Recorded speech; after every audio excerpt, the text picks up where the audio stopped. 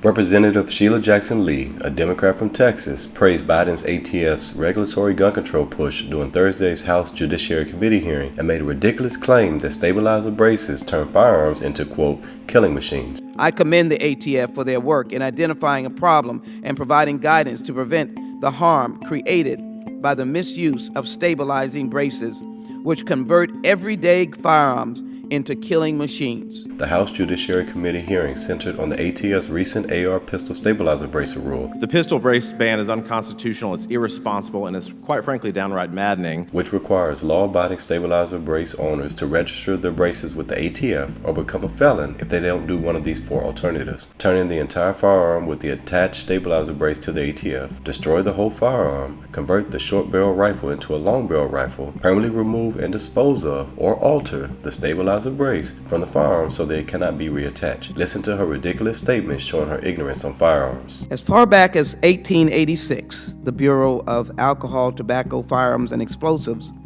have been one of this country's most important federal agencies, fulfilling a multifaceted mission to protect American communities from violent crime while keeping us safe through regulation and enforcement of federal laws. Today's ATF's role is more crucial than ever before to help with public safety, as there are more guns in the United States than people. The number one killer for children is homicide, and the tool of the homicide are guns. Precious children, America's future.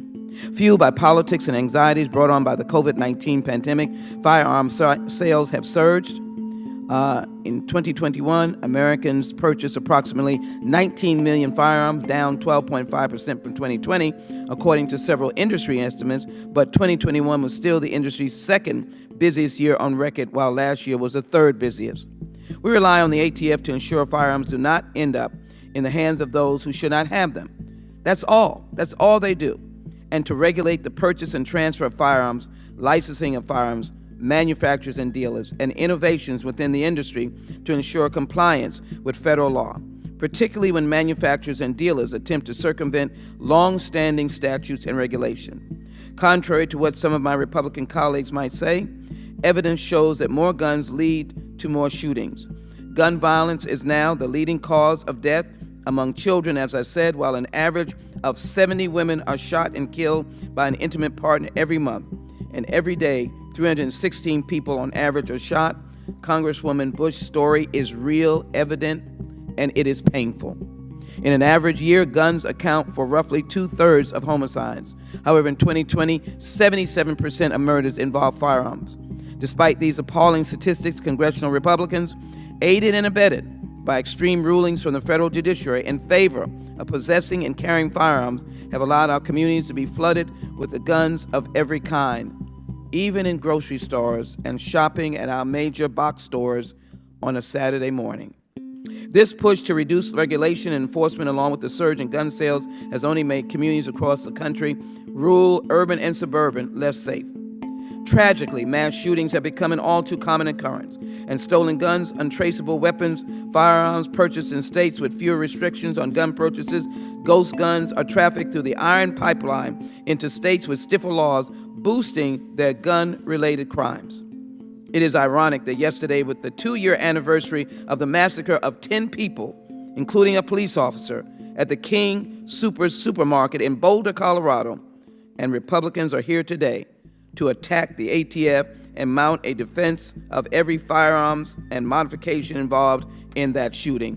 I commend the ATF for their work in identifying a problem and providing guidance to prevent the harm created by the misuse of stabilizing braces, which convert everyday firearms into killing machines. I want to just remind everybody of ghost guns that led a shootout in my city against 3 police officers.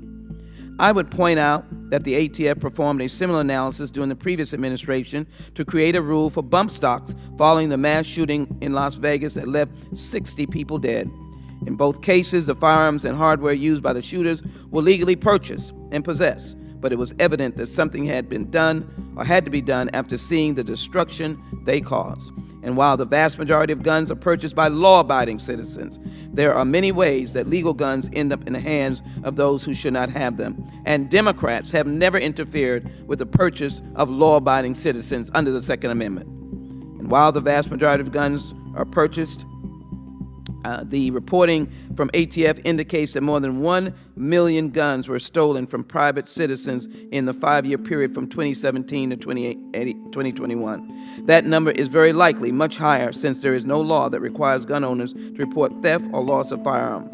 Again, ironically, Republicans have attacked the very database that ATF maintains to track weapons and solve problems.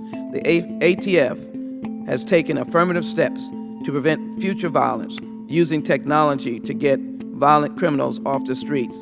In 2016, ATF created a crime gun intelligence center launched as an interagency collaboration designed to collect, analyze, and distribute intelligence data about crime, guns, mass shootings, and major incidents across multiple jurisdictions. The 25 CGICs strategically located. Mr. Chairman, as I close, I would like to finish this last paragraph. Through their work, more than 616,000 investigative leads were generated by CGIs in 2020, and 490,800 crimes were traced back to their origins.